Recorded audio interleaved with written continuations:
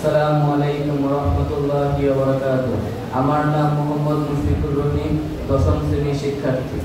আমি এখন সূরা আল কাহাফে 107 থেকে 110 আয়াত তিলাওয়াত করতেছি। আউযু বিল্লাহি মিনাশ শাইতানির রাজীম। বিসমিল্লাহির রহমানির রহিম।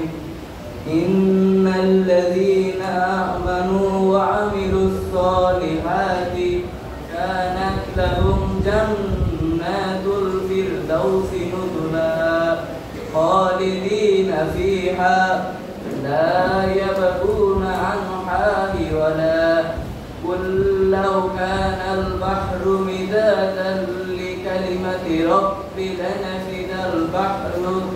لنفد البحر قبل أن تنفد كلمة ربي ولو جئنا بمثله مددا قل إنما أنا بشر مثلكم يوحى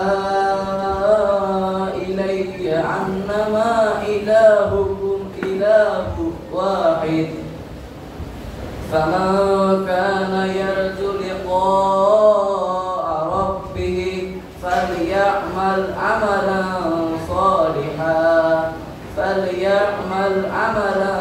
صالحا ولا يشرك بعبادة ربه أحدا।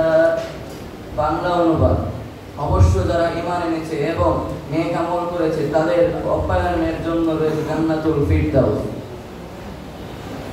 সেখানে তারা চিরকাল থাকবে, সেখান থেকে তারা অন্য কোথাও যেতে চাইবে না।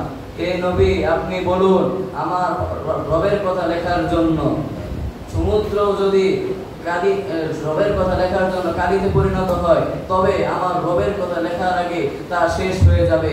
এমনকি যদি ওই পরিমাণ কালি আবার নিয়ে আসি তাও যথেষ্ট হবে না। হে নবী, আপনি বলুন, আমিও তো তোমাদের মতো একজন মানুষ।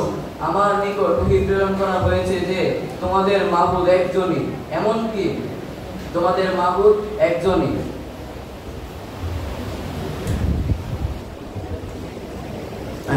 সুতরাং যে কেউ তার রবের আশা কামনা করে যে